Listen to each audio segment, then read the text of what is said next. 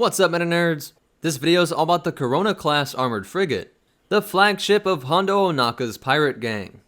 It was manufactured by Haor Charr Engineering, the Charr-run company that gave us the Hailfire droid tank and the C-9979 landing craft. Its cost was 3,700,000 credits, about half the cost of the Dreadnought-class heavy cruiser. It is a perfect circle, so it was 376.29 meters, or 1,234 feet long, and the same width across, which is about the same distance as the Hammerhead-class cruiser, plus a Gazanti. And when its landing gears / loading ramps were extended, it had a height of 63 meters, or 207 feet, making it as tall as 1.5 Jawa sandcrawlers.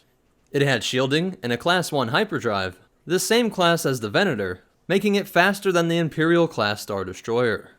And it also had a powerful armament, with 2 medium turbolaser batteries, 4 heavy ion cannon batteries, 4 point defense medium laser cannon batteries, along with 1 tractor beam battery. And although it wasn't explicitly stated for this ship, other Star Wars ships usually have 10 guns per battery. But it also had an incredible complement of 6 Flare Star class assault ships and 12 WLO-5 speeder tanks, which would be released through the large opening on the ventral side of this ship. What's surprising is that the Corona-class armored frigate only required a crew of 64, which is much less than the 300 crew that were needed for the smaller Hammerhead-class cruiser, while this ship could also transport 200 passengers and 450 tons of cargo, which is the equivalent weight of 250 Rancors.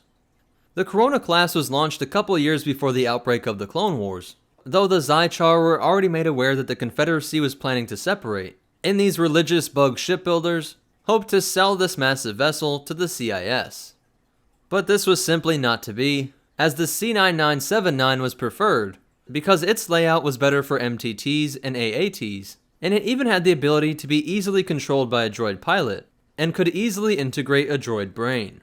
Since this deal never went through, Haor Charr was left with a good number of these ships that they needed to just sell off and hopefully break even. The Corona class ended up in the hands of collectors, defense forces, pirates, and criminal organizations. Hondo Ohnaka's pirate band used this ship to carry out countless raids, but as you might have guessed, Hondo wasn't one of those criminals to pay for a ship like this.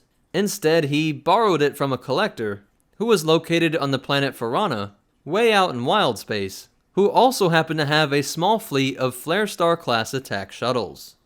Once the Clone Wars broke out, one of the gang's biggest captures was Count Dooku, who they picked up on the planet Vancor. They were also able to scavenge his ship, and they would have gotten a huge ransom payment too, if it wasn't for the clone troopers and their blasted Gungan. So that's it for the Corona class, but you definitely want to hear these cool facts and behind the scenes stuff. Its design is based off of 1950s sci-fi films, specifically The Earth versus the Flying Saucers, and has a similar shape to claims made by real people who said that they saw a UFO. And many Star Wars writers admitted that they had been trying to work in a flying saucer to be a Trade Federation craft, at least since The Phantom Menace came out, and this ship almost became an Alderaan vessel, until it became Hondo Ohnaka's in the episode Dooku Captured. And in the Clone Wars Visual Guide Ultimate Battles, this ship was called the Ceronian Cruiser, whereas in the Clone Wars Incredible Vehicles, we are told that it is actually the Corona-class armed frigate, and that this design was inspired by the earlier Ceronian Cruiser, being built by one of the most obscure species in all of Star Wars, the Ceronians, which were a hive mind species that organized themselves into separate guilds, producing incredibly skilled shipbuilders that also helped make the Starlight-class light frigate. So that's it for the Corona-class armed frigate. But most important of all, remember, always get pirate insurance for your collectibles, and the Force will be with you. Always.